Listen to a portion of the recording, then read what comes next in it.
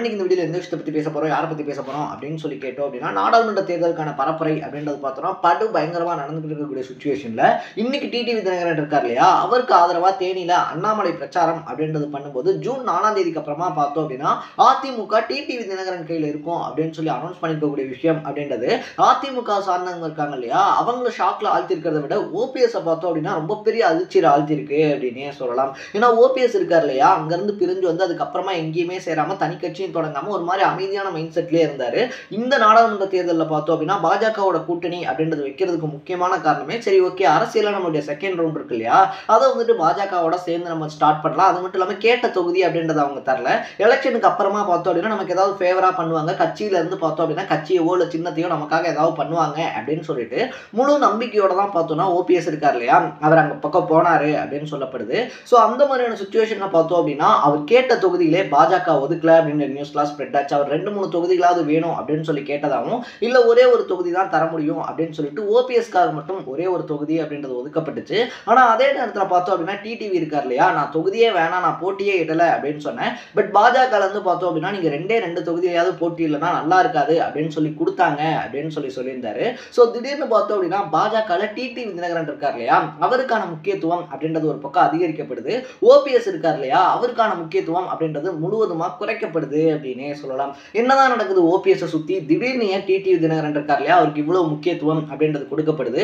அதை தாண்டி ஜூன் 4ஆம் தேதிக்கு அப்புறமா டிடிவி இருக்கார் இல்லையா, அவர் கையில் அதிமுக வரதுக்கான வாய்ப்பு அப்படின்றது இருக்கா இல்லையா, ஃபர்ஸ்ட் தேனி தொகுதியில டிடிவி தினகரனால ஜெயிக்க முடியுமா அப்படின்ற மாதிரி பல விஷயங்களை தான் இந்த வீடியோல அலச போறோம். அதுக்கு முன்னாடி நம்ம சேனல் நீங்க புதுசா வந்திருந்தீங்க அப்படின்னா இதே மாதிரி அப்பப்போ அப்டேட்டா போயிட்டு இருக்கக்கூடிய விஷயங்கள் இருக்கு இல்லையா, அது கரண்ட் அஃபேர்ஸா இருந்தாலும் சரி, பாலிடிக்ஸா இருந்தாலும் சரி, ஸ்போர்ட்ஸா இருந்தாலும் சரி, இதே மாதிரி அப்பப்போ அப்டேட்டா போயிட்டு இருக்கக்கூடிய விஷயங்களை நீங்க தொடர்ந்து தெரிஞ்சுக்கணும் அப்படின்னு ஆசைப்பட்டீங்கன்னா மறக்காம சேனலை சப்ஸ்கிரைப் பண்ணிக்கங்க.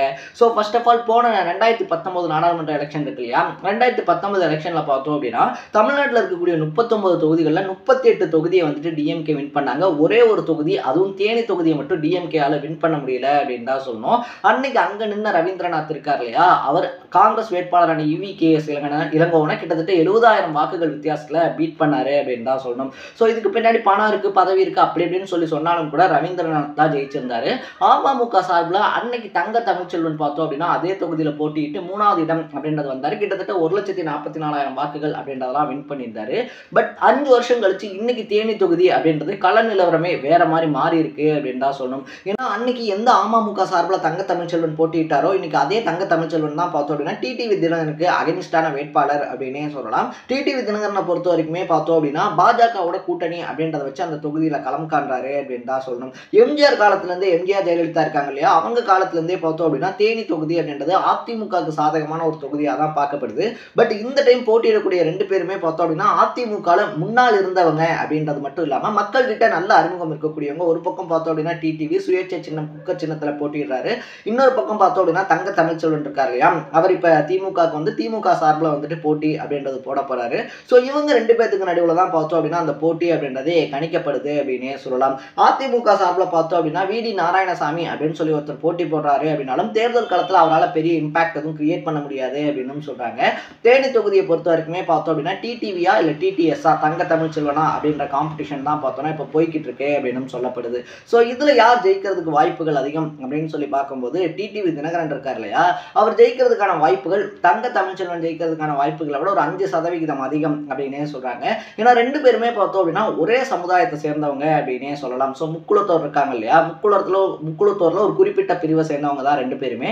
ஸோ 2 பேருமே ஒரே இடத்துல போட்டி அப்படின்றது போடுறாங்க. 2 பேருக்கும் வாக்கு வங்கி அப்படின்றது அதிகமாக இருக்கு. அது மட்டும் இல்லாமல் தேனி தொகுதியில் பார்த்தோம் அப்படின்னா 2 பேரும் நல்ல அறிமுகமானவங்க அப்படின்றதுனால இருந்தாலும் ஒரு படி மேலே போய் செலவு பண்ணி ஜெயிக்கிற சக்தி, அது மட்டும் இல்லாமல் இப்போ மேலே இருக்கக்கூடிய பவர் அப்படின்றது எல்லாமே டிடிவி தினகரன் இருக்கார் இல்லையா, அவருக்கு ஃபேவரா இருக்கிறதுனால ஆல்மோஸ்ட் டிடிவி தினகரனுடைய வெற்றி இருக்கு இல்லையா அது அங்கே உறுதிப்படுத்தப்பட்டுருச்சு அப்படின்னு சொல்லப்படுது. ஸோ டிடிவி தினகரனுடைய வெற்றி அப்படின்றது உறுதிப்படுத்தப்பட்டதுனால தான் இப்போ பார்த்தோம்னா அண்ணாமலை இருக்கார் இல்லையா, டிடிவி தினகரனுக்கு இவ்வளோ பெரிய ஹோப் கொடுத்துருக்காரு அப்படின்னு சொல்லப்படுது.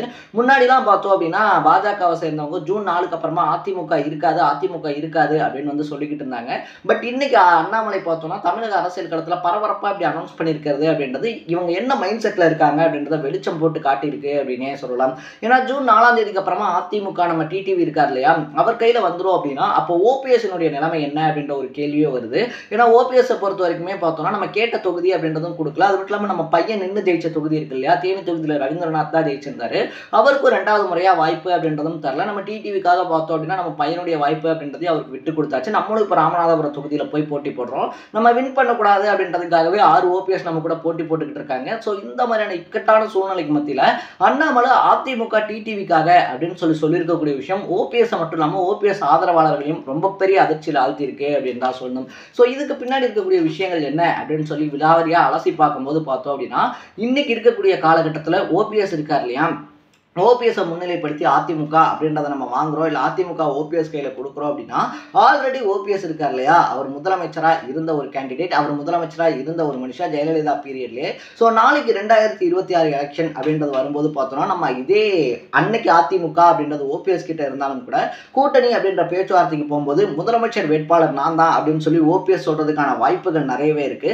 அது மட்டும் இல்லாமல் ஓபிஎஸ் தான் இன்னைக்கு முதலமைச்சர் வேட்பாளராக இருக்கணும் அப்படின்னு சொல்லிட்டு அதிமுகவை சேர்ந்த பலருமே விருப்பமும் படுவாங்க. அன்னைக்கு அதிமுக அப்படின்றது வேற லெவல்ல இருக்கு அப்படின்ற பட்சத்துல அண்ணாமலையை முதலமைச்சர் வேட்பாளராக நிப்பாட்டுறது அப்படின்ற பாஜகவினுடைய திட்டம் இருக்கு இல்லையா, அங்க எடுபடாது.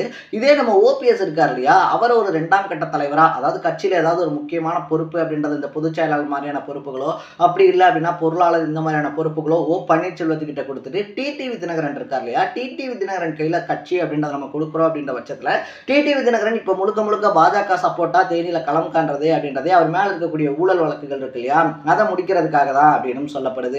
ஏன்னா பாஜகவை பொறுத்த வரைக்குமே மற்ற கட்சியில் இருக்கக்கூடியவங்க ஊழல் வழக்குகளோட இருக்காங்க, இல்லை அவங்க மேல அமலாக்கத்துறை ரைடு போயிருக்கு, அவங்க அரெஸ்ட் ஆகிறதுக்கு இன்னும் கொஞ்ச நாட்கள் தான் இருக்கு அப்படின்னா அவங்க திடுப்புன்னு அந்த கட்சியில இருந்து மாறி இங்க பாஜகவுக்கு வந்து சேர்றாங்க அப்படின்ற பட்சத்தில் அவங்க மேல இருக்கக்கூடிய வழக்குகள் அப்படின்றது முடிச்சு வைக்கப்படுறது ரொம்ப இயல்பான ஒரு விஷயமா மாறி இருக்கு.